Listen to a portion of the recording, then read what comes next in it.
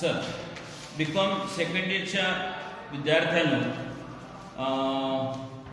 हे example मी तुम्हाला बऱ्याच दिवसानंतर 7व्या नंबरचं उदाहरण सॉल्व्ह करून देत आहोत आणि हे थोडं जरा एक चांगल्या प्रकारचं उदाहरण आहे, जरा थोडं कठीण आहे।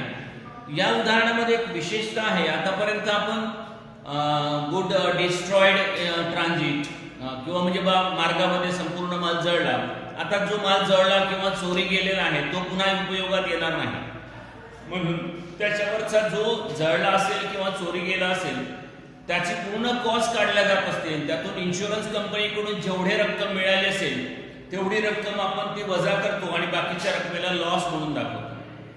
पण या उदाहरणामध्ये असं झालं नाहीये। या उदाहरणामध्ये त्यांनी 5 पंखे ट्रान्झिटमध्ये म्हणजेच मार्गात डॅमेज झालं म्हटलंय। आता बघा, डॅमेज झाले पंखे याचा अर्थ असा झाला की ते डॅमेज झाले म्हणजेच त्याच्यावर काही ना काही नुकसान तर होणारच आहे आपल्याला, कारण मार्गामध्ये जेव्हा ट्रान्झिटमध्ये मार्गात माल पाठवतो आपण तर तेव्हा त्या मालमध्ये काही ना काही त्याचं नुकसान होण्याची संभावना असते। तर अशा करता हा व्यापारी इन्शुरन्स काढून ठेवतो आणि इन्शुरन्स काढल्यानंतर मग डॅमेज जर झालं असेल तर तो इन्शुरन्सचा क्लेम करतो। पण डॅमेज झाल्यास डॅमेज वस्तू विकल्या जाते ना, त्या नाही पूर्ण किमतीत विकल्या जाईल तर काही अर्ध्या किमतीत विकल्या जाईल आणि म्हणून लॉस काढताना, डॅमेजचा लॉस काढताना याच्यात तुम्हाला इन्शुरन्स कंपनीकडून किती प्राप्त झाली ही रक्कम सुद्धा वजा करावं लागेल आणि डॅमेज पंखे विकल्या गेले असेल तर त्या विक्रीची किंमत सुद्धा मायनस करावं लागेल आणि मग राहिलेली किंमत तुमचा लॉस ठरेल। चला, या उदाहरणात हे दिलं असल्यामुळे, डॅमेज दिलं असल्यामुळे मी हे उदाहरण घेतलेलं आहे।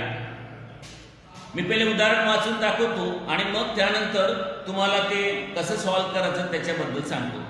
Vidarbha traders Amravati sent out consignment 100 table fan at cost price of ₹400 to MP electric Bhopal. Messrs Vidarbha traders spent ₹800 freight, 400 for insurance transit. As per the terms of agreement, MP Electric was entitled to receive 7% ordinary commissions on all sales and 1% delicate commissions on credit sales by and effect by him. When MP Electric took delivery at Bhopal, he found that the 5 fans were damaged in transit. He informed Mrs. Vidarbha Traders for this, and Vidarbha Traders claimed compensations for insurance company. The insurance company admit a claim for only 400 as compensation for a damage. Afterward, Mrs. Vidarbha Traders received an account sales from MP Electric in which following details were shown. Expenses incurred by MP Electric ₹200 for carriage and 680 for opera duty and 840 for selling expenditure. MP Electric has sold 5 damaged table fan ₹250 each on credit basis. He has also sold other 65 table fans 550 each, of which 25 fans have been sold for cash. MP Electric has charged commission at the agreement rate. MP Electric enclosed the bank draft for the balance payable Vidarbha Traders out of the credit sales by MP Electric 800 turnout to the bad deeds, past entries and accounts in the books of Vidarbha Traders Company and MP Electric Company. तो इस example में देखो कि इस example में ऐसा बोला गया है, मी थोडासा हिंदीमध्ये सांगणार कारण भरपूर पोरं हिंदी मीडियम, हिंदीचे पोरं हिंदी साईडचे पोरं असतात, त्यामुळे त्यांना मराठीतलं थोडंसं कळत नाही। तुम्ही मराठी बोलांच्या पोरांना थोडं हिंदी कळून जाईल म्हणून मी तेवढं हिंदी डिक्टेट करण्याचा प्रयत्न करतोय। तर विदर्भ ट्रेडर्स लिमिटेड ने 100 फैन जिसकी कॉस्ट है 400 वो MP इलेक्ट्रिक एट भोपाल इसको भेजा गया है, ऐसा कहा उसने, और उसने 800 रुपये फ्रेट के लिए और 400 फॉर इंश्योरेंस के लिए खर्चा किया और इन दोनों के बीच में एक ऐसा एग्रीमेंट हो गया कि भाई तेरे को 7% ये फैन बेच के दे, तुझे 7% में ऑर्डिनरी कमीशन दूंगा वो टोटल सेल्स के ऊपर, और 1% डेल क्रेडिट कमीशन दूंगा वो क्रेडिट सेल्स के ऊपर। ऐसा उसने क्रेडिट सेल्स क्लियर बोला है इस एग्जांपल में। बाद में उसने ये बोला है कि जब भोपाल में जब माल पहुंचा तब वो एमपी इलेक्ट्रिक में ध्यान में आया कि 5 फैन यह मार्ग में डैमेज हो गए, इसलिए उसने विदर्भ ट्रेडर्स वाले को इन्फॉर्म किया कि भाई हमारे 5 पंखे डैमेज हुआ है। तो विदर्भ ट्रेडर्स कंपनी ने फिर इंश्योरेंस कंपनी की तरफ क्लेम किया और इंश्योरेंस कंपनी ने वो डैमेज का सिर्फ 400 रुपीज का क्लेम एक्सेप्ट किया। उसने बाद में बोला है कि एमपी इलेक्ट्रिक ने 200 रुपए के कैरेज के और 680 रुपए ऑक्ट्रॉय के और 840 रुपए सेलिंग एक्सपेंडिचर किया। और बाद में इसने बोला है कि एमपी इलेक्ट्रिक ने 5 टेबल फैन जो डैमेज हो गए थे वो 250 के रेट से उसको सेल किया और बचे हुए फिर 65 फैन और 5 डैमेज वाले और 65 टेबल फैन ऐसे उसने 550 के रेट से बेचा। उसमें से उसने बोला है कि 25 टेबल फैन यह कैश थी। उसके आगे इसने ये बोला है कि कमीशन उसको जो तय हुआ है उस रेट से कमीशन दिया जा रहा है। अब आखिरी में ये बोला है कि एमपी इलेक्ट्रिक ने विदर्भ इलेक्ट्रिक लिमिटेड को जो भी उसके पास बची हुई रकम होगी उसके लिए उसने बैंक ड्रॉप भेजा है। इस तरह से इस एग्जाम्पल में आपको बताया गया है। अब इस एग्जाम्पल को हम कैसे सॉल्व करेंगे, तो in the books of Vidarbha, in the books of Vidarbha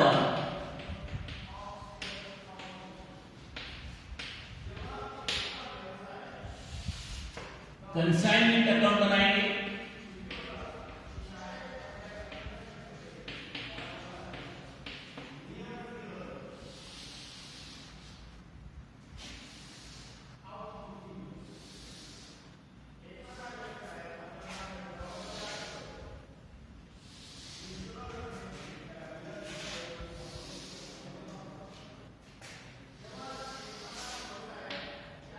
particular rupees, particular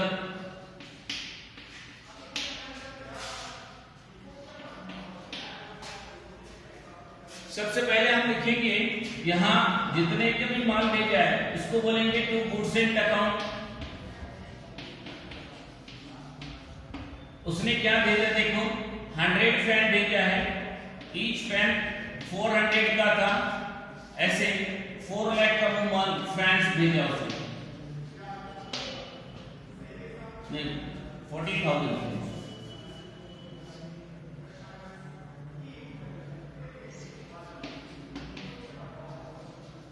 40,000 के फैन भेजा उसने।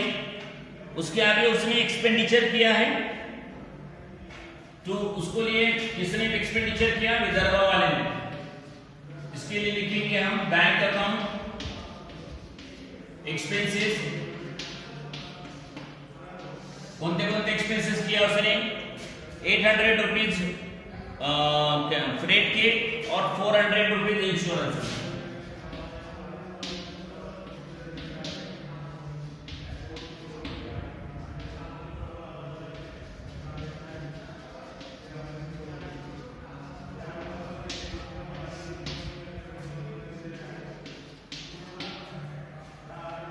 आगे में इंश्योरेंस कंपनी ने वो 5 पंखे डैमेज हो गए थे, इंश्योरेंस कंपनी को क्लेम किया गया है। यहां पे लिखेंगे बाय बैंक अकाउंट क्लेम, 400 रुपए का क्लेम किया इंश्योरेंस कंपनी ने डैमेज पंखों का। हमारे जो 5 पंखे डैमेज हो गए थे वो डैमेज पंखे को विदर्भ ट्रेडर्स वालों ने इंश्योरेंस कंपनी की तरफ क्लेम किया था, तो इंश्योरेंस कंपनी ने उसको 400 रुपए का क्लेम एक्सेप्ट किया। अब इसके ऊपर अपने को लॉस देखना है, लेकिन लॉस हम बाद में देखेंगे क्योंकि ये जो फैन है ये 5 फैन बेचे गए हैं, तो बेचने की रकम अपने को बाद में माइनस करना पड़ेगा। लॉस निकालना यहाँ थोड़ा आपको थोड़ा ध्यान देना पड़ेगा। तो उसके बाद में एमपी इलेक्ट्रिक वालों ने एक्सपेंडिचर किया, जिसका नाम आएगा एमपी वाले का भी, एमपी इलेक्ट्रिक अकाउंट, उसके एक्सपेंडिचर क्या थे एमपी वाले के, देखो एमपी वाले के एक्सपेंडिचर थे कैरेज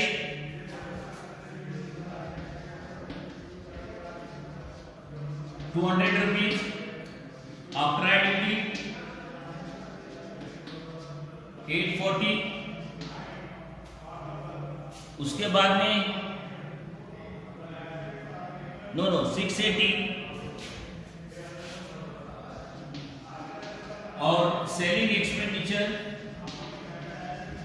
840, ऐसे मिला के उसके कितने होते देखो 200 680 840 1720 रुपए की एक्सपेंडिचर हो गई है। उसके आगे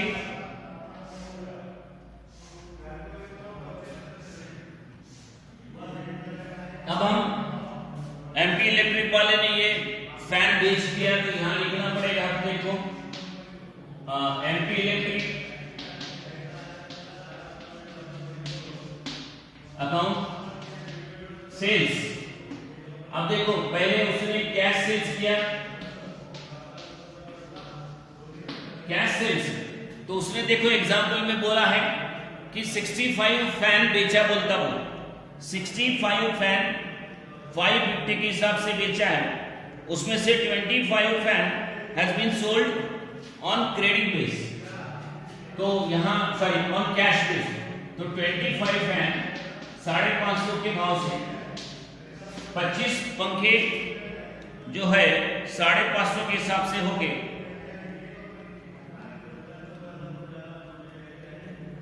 13,750 रुपए का ये कैश सेल्स हो गया। और उसके बाद में क्रेडिट सेल्स देखिए,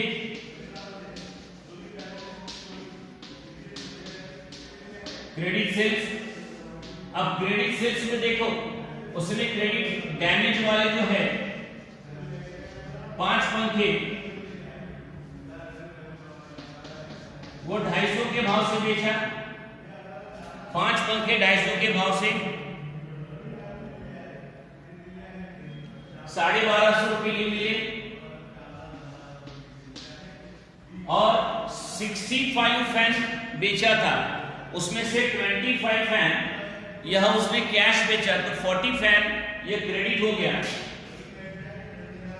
40 550 के भाव से,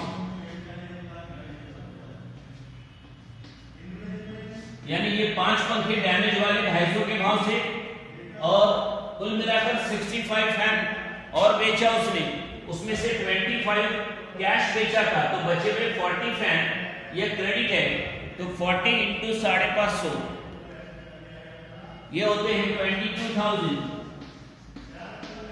यानी उसका टोटल क्रेडिट सेल्स हो गया 23,250। कैसा आगे देखो 1250 रुपए, 5 पंखे 250 के भाव से 1250 रुपए, 40 पंखे 550 के भाव से 22,000, ऐसे मिला के क्रेडिट सेल्स है उसका 23,250 और नगद कैश सेल्स है 13,750। तो ये दोनों मिला के ऐसा टोटल सेल्स होता है उसका 37,000, कैश और क्रेडिट मिला के 37,000 हो जाता है। ओके, अब हम ये जो 5 फैन है 5 पंखे है जो हमने क्रेडिट में बेचा है, तो इसको यहां पे अपने को लिखना पड़ेगा। अभी देखो loss by P and L account, loss कैसे निकालेंगे 5 पंखों का लॉस। आपको मालूम है 5 पंखे जो आपको लॉस निकालना है, ये थोड़ा ध्यान दीजिए, कोई ज्यादा विशेष नहीं है कि कॉस्ट उनकी कितनी है 5 पंखों की। 5 पंखे की एक पंखा था 400 रुपए का, एक पंखा कितने का था भाई 400 रुपए का, तो 5 पंखे के बनते हैं 2,000 रुपया। और अभी एक्सपेंडिचर दोनों के, क्योंकि डैमेज पंखे हो गए तो दोनों के भी खर्चे बैठ गए ना, तो एक हो गया, इसके है 1200 रुपए खर्चे सेंटर के 1200, 100 पंखे के लिए तो 5 पंखे के लिए कितना, 1200, ये 100 पंखे के लिए, तो 5 पंखे के लिए कितना, ये आता है 60 रुपया। और जो रिसीवर है जिसको अपन एजेंट बोलते हैं, एजेंट का खर्चा है 200 और 680, ये नहीं आएगा सेलिंग, ना स्टॉक में आता, ना कैलकुलेशन क्लोजिंग स्टॉक का कैलकुलेशन करोगे वहां पे भी नहीं आता, और ना ही हम लॉस का कैलकुलेशन करेंगे। सिर्फ जो भी वेयर हाउस के यानी गोदाम के पहले के खर्चे आते हैं, तो गोदाम के पहले के खर्चे दो ये से 200 और 680, यानी कुल मिलाकर 880 होते हैं। 880 ये 100 के लिए, तो 5 पंखों के लिए कितना,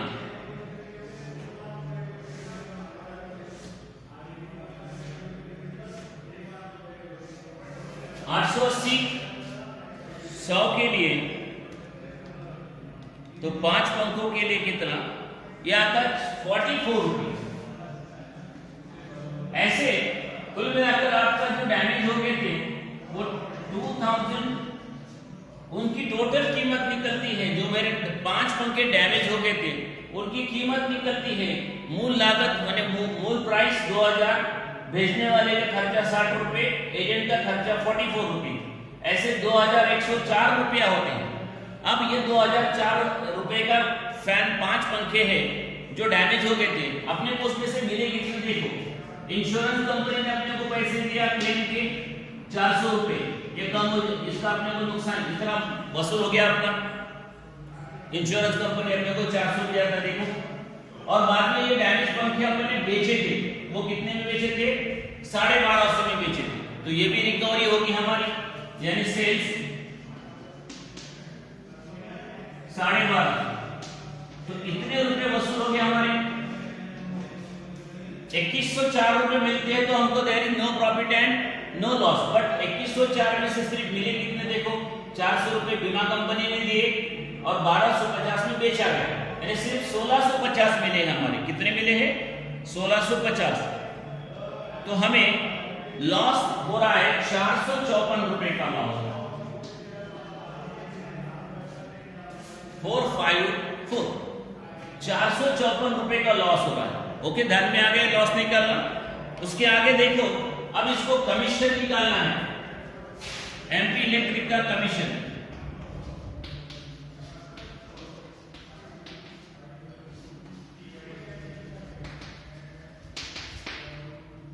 कमीशन उसको मिल रहा है, एक है ग्रॉस कमीशन,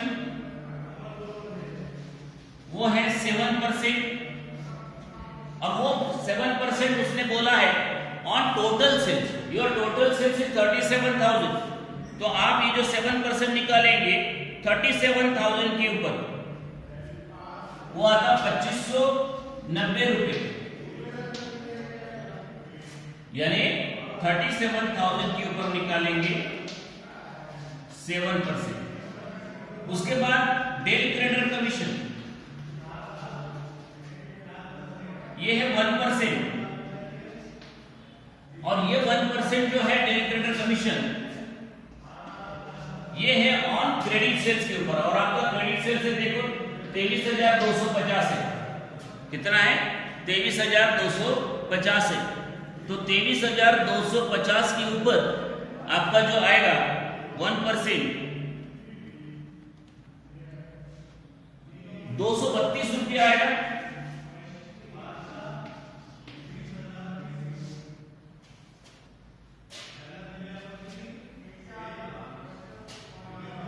या आपको 0.5 है तो 233 भी ले सकते हैं, यानी टोटल कमीशन होता है, देखो अभी आपका 233 प्लस 2,590,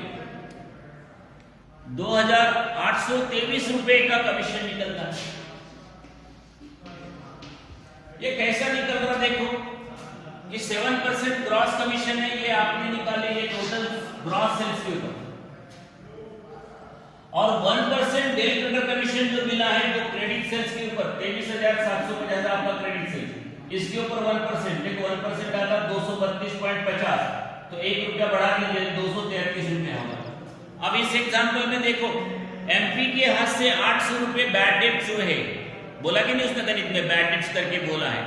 तो यह ध्यान रखो कि यहाँ बैड डेब्ट्स आपके एमपी इलेक्ट्रिक का खर्चा का कैलकुलेट नहीं किया जाएगा, कंसीडर नहीं किया जाएगा, क्योंकि एमपी इलेक्ट्रिक को डेल क्रेडिट कमीशन मिल रहा है, और डेल क्रेडिट कमीशन जब मिलता है तो एजेंट का बैड डेब्ट एक्सपेंडिचर कंसीडर नहीं किया जाएगा, उसको छोड़ दिया जाएगा।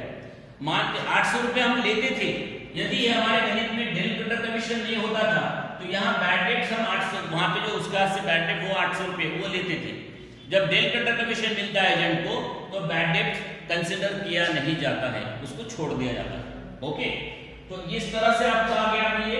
अब हमको निकालना है क्लोजिंग स्टॉक, ठीक है। क्लोजिंग स्टॉक हम कैसे निकालेंगे देखो अभी। तो ये बहुत से जने को क्लोजिंग स्टॉक निकालना नहीं आता है, ऐसे बोलते हैं बच्चे। तो हम देखो कि 100 फैन भेजे थे हमने, कितने फैन भेजे थे? 100 फैन भेजे थे। 100 फैन में से हमारे सोल्ड कितने होंगे देखो, 5 ये जो डैमेज वाले 5 बेच दिया, और 65 ये, यानी टोटल हमने 70 फैन बेच दिया। तो बचे कितने हमारे फैन? 30 फैन बचे हैं।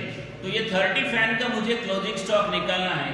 तो कैसे निकालते मैं आपको बता देता हूं, देखो।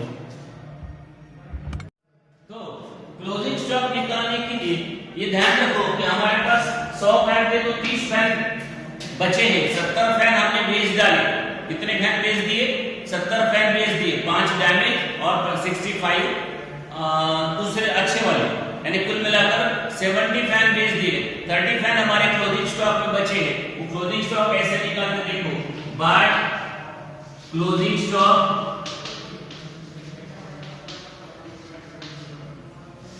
अब देखो उसका कॉस्ट 30 पंखे बचे हैं, एक का कीमत है 400। 30 पंखे बचे हैं, एक का कीमत है 400। तो 30 गुना 400 करेंगे तो 12,000 उसकी कीमत आती है। उसके बाद हमें यहाँ पे सेंडर का और एजेंट का दोनों का एक्सपेंडिचर ऐड करना पड़ता है। सेंडर का एक्सपेंडिचर है देखो 1200 और एजेंट का ये 880। तो सेंडर का एक्सपेंडिचर देखो 1200 100 पंखे के लिए, तो 30 के लिए कितना? 1200 100 पंखे के लिए, तो 30 के लिए आपका 360 रुपये आ जाएगा। उसके बाद एजेंट का एक्सपेंडिचर वो है 880। 880 100 के लिए, तो 30 के लिए कितना? 880 100 के लिए, तो 30 के लिए कितना? वो 264 आता है। ऐसे मिलाकर हमारा 264 प्लस 360 और प्लस 12,000, ऐसे मिला के 12,624 रुपए का कीमत निकलता है स्टॉक का। इस तरह से ये कंप्लीट हो गया है। अब हम क्रेडिट साइड की टोटल करेंगे और क्रेडिट साइड के टोटल में से डेबिट साइड की टोटल माइनस करेंगे, तो इसको हम नेट प्रॉफिट बोलेंगे। इसको बोलते हैं प्रॉफिट एंड लॉस। क्रेडिट की टोटल कर लीजिए, जो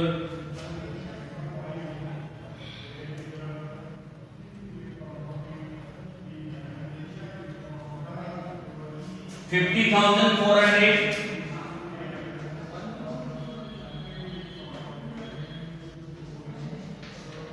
78,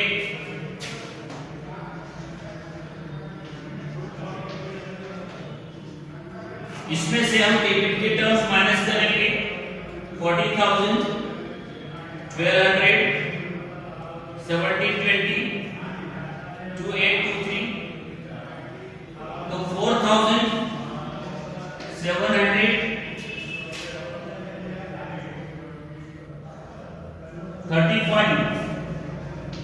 इतना रुपए आपका नेट प्रॉफिट आ रहा है। तो इस तरह से ये एग्जाम्पल कंप्लीट हो गया आपका, यहाँ प्रॉफिट फाइंड कर लिया। अब हम विदर्भ ट्रेडर्स के बुक्स में दूसरा अकाउंट बनाएंगे। ये कौन सा है? एमपी। देखो ये एमपी का नाम लिखा आपको, इधर में भी एमपी का नाम लिखा। ये दो एमपी है डेबिट साइड में, और इधर में देखो एमपी है क्रेडिट में। अब ये क्रेडिट वाला एमपी डेबिट साइड में आ जाएगा, और ये दोनों में डेबिट वाले एमपी क्रेडिट साइड में आ जाएगा। उसके लिए नाम आएगा उनका कंसाइनमेंट अकाउंट, और फिर जो फर्क पड़ेगा उसको हम बैंक अकाउंट बोलेंगे। क्या बोलेंगे उसको हम? Bank account. तो आप ये लिख लेंगे, ओके। तो अभी हम एमपी का अकाउंट बना के देते हैं आपको। इसको मैं कट कर देता हूं। देखो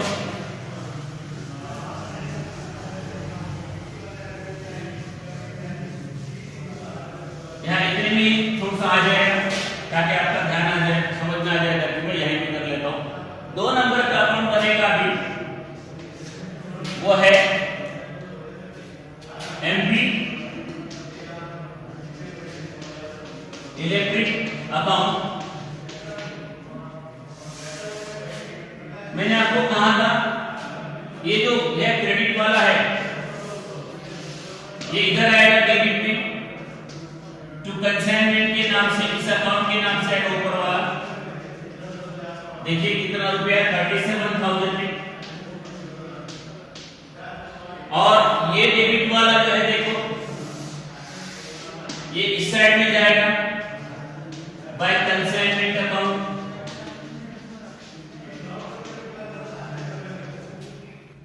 $1720। और उसके बाद में ये है डेबिट वाला, ये भी आपका क्रेडिट में जाएगा।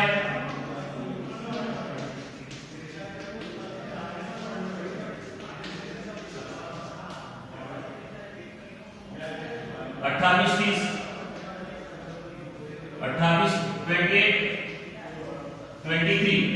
और ये जो होने के बाद इसका जो डिफरेंस पड़ेगा, इस डिफरेंस को हम बाय बैंक अकाउंट डीडी बोलेंगे, डिमांड ड्राफ्ट। कैसे निकालेंगे? 37,000 में से 37,000 में से ये दोनों भी टर्म्स माइनस कर देंगे, ये डीडी निकल जाएगा। इस तरह से आपका ये गणित कंप्लीट हो गया, एग्जांपल नंबर 7। ओके, आगे में दूसरा टाइप शुरू करने के पहले जो 4-5 एग्जांपल है, तो उनका आंसर सॉल्व करके मैं आपको उसका फोटो या आपको व्हाट्सएप ग्रुप में भेज दूंगा।